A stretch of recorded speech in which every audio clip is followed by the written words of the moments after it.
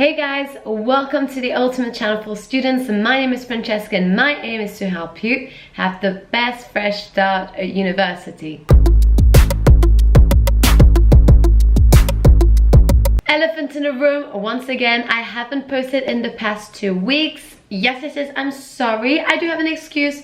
I currently just moved countries from going to the UK to going to Germany to work for ADIDAS, so in marketing, so it's a huge step for me, and that's why I haven't been posting, because I was living in a hostel for 10 days and currently this is my new home now, so that's why I've been, you know, like cleaning and just settling in and making new friends and basically doing what you guys will do once you go to university, but I just did it for like work-wise. So again, apologies if I didn't post, but hopefully you will like this video. I know that a lot of you who are about to go to university will want to learn about room tours. We need to know what we can bring and what we can't, especially if you're international students like I was. And I have been asking freshers to do films of their room and giving me a bit of like insight of what they think are the positives and negatives of their room and of their whole, and what they chose before, and if they're happy with their choice and what would they have chosen instead. So today's video is from Nia and she's gonna like walk you around Birks. I do have other people who have, you know, who took videos of their rooms. However, you know, some people don't want to be on YouTube as it's quite daunting. So I have a private group where I post all of the room tours. If you want access, look in the link down below and you will have access to all the other room tours. All right guys, so let's get right into it. Bye. Hey guys, my name is Nia and I live in Birks Grange Village in a studio. And I'm going to do a room tour of my room and show you what student accommodation is like in Exeter. So I'm just going to turn around and show you everything quickly, and then I'll go into more detail in a while.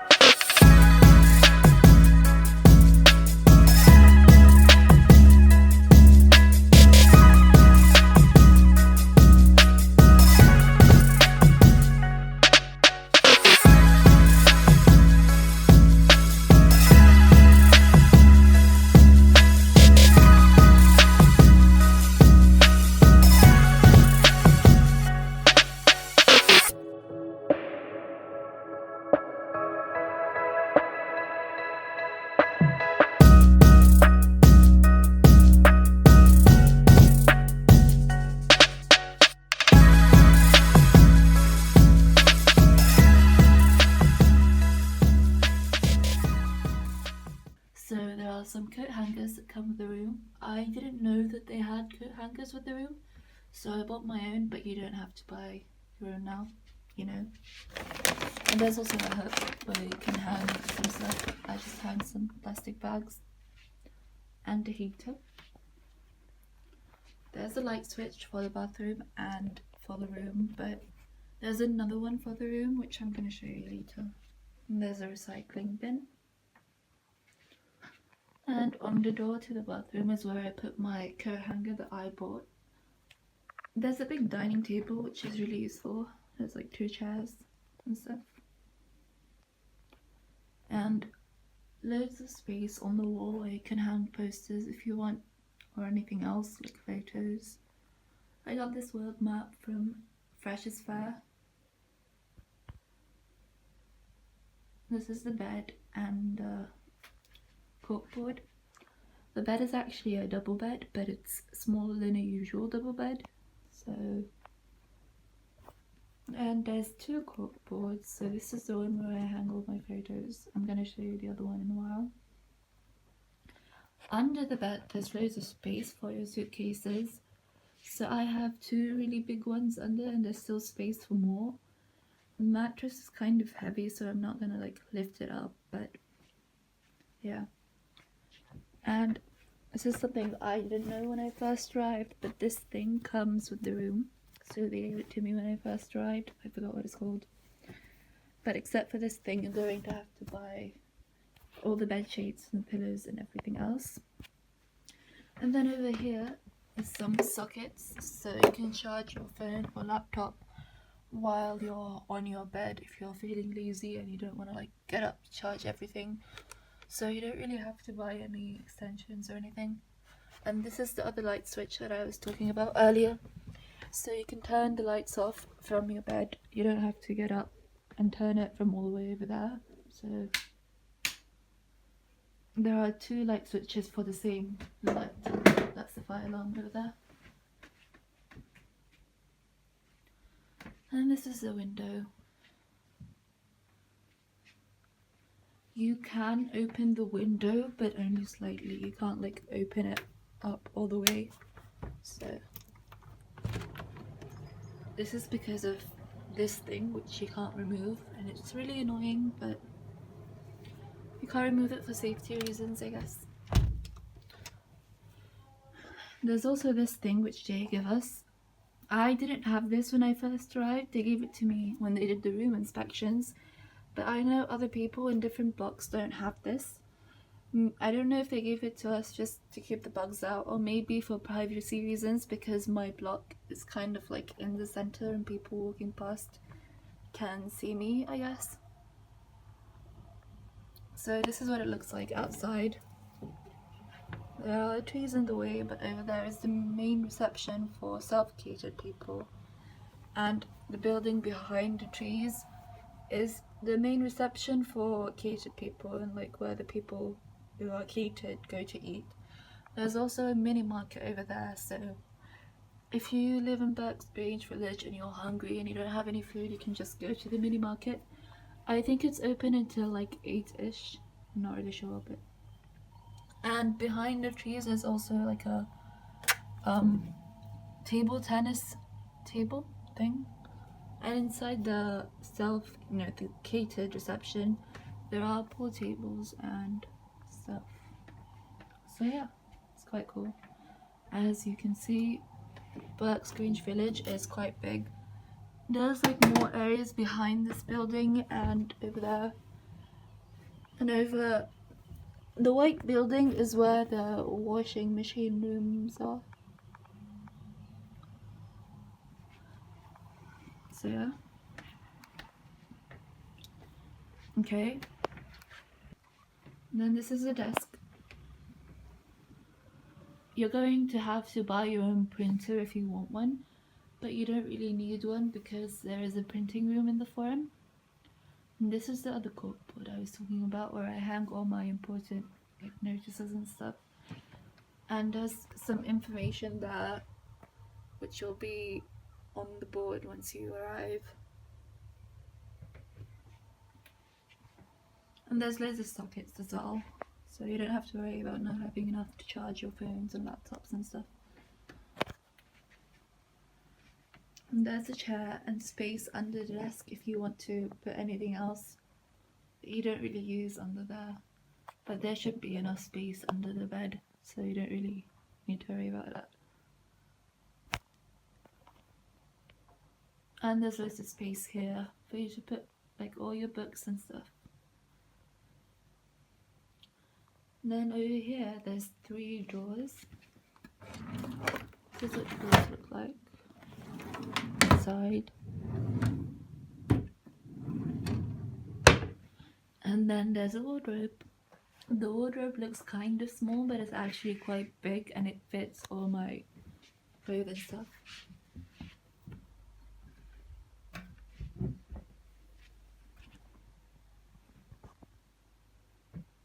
It's very messy right now, but I'm gonna show it to you anyway, just so you know what it's gonna look like.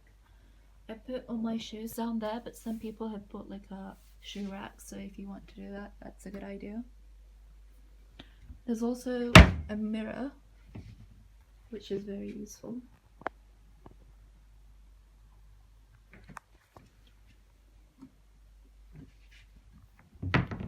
And then this is the kitchen. So here is the sink. And sockets. The only thing that comes with the kitchen is the kettle. So if you want a toaster or like frying pans or a water filter, you're going to have to buy your own.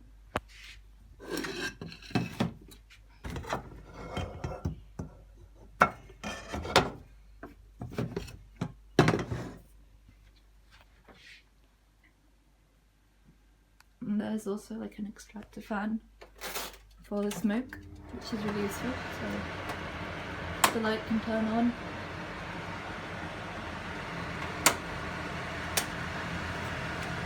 I forgot to show you this, but there's a desk lights as well here. Anyway, this is the fridge. When you turn on the extractor fan, it makes a lot of noise, so it's kind of annoying. But the fridge also looks really small, but it's actually quite big, and you can fit loads of food in there. So there are 3 shelves there, and there's an egg thing as well, and like a drawer for vegetables and fruit and stuff. The freezer is actually kind of small, which is annoying, but it's still a good size. You can fit some stuff in there. Just be careful not to buy too much frozen food, otherwise it might not fit. So for example, you can buy a pizza, but you have to eat it quickly. Can't put it in the freezer because it won't fit. So, and then this is the microwave / oven. You can use it as an oven, I guess. There's like different options, and it comes with this thing.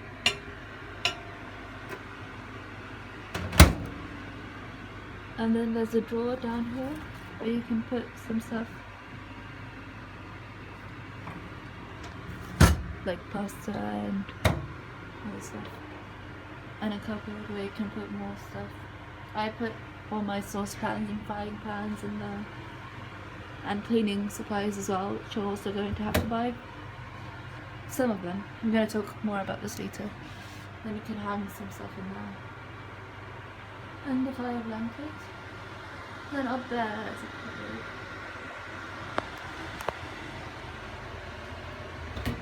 So this is what it looks like inside, and you can fit loads of stuff in there.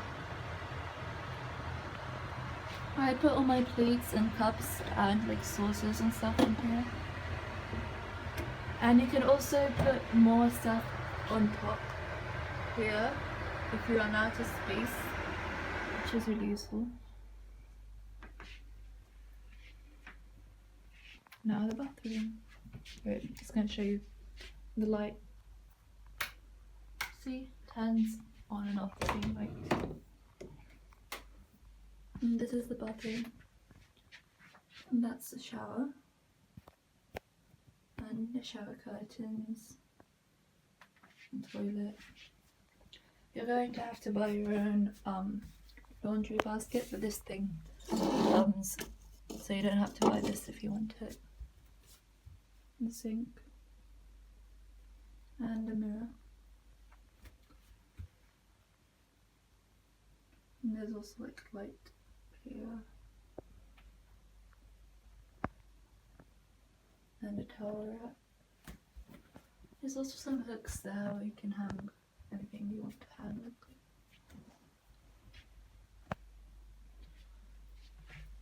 So that's basically everything inside the room. Outside in the corridor there's like a room where they have a vacuuming machine and an ironing board and some other cleaning supplies, but you're going to have to buy like the actual sprays and stuff.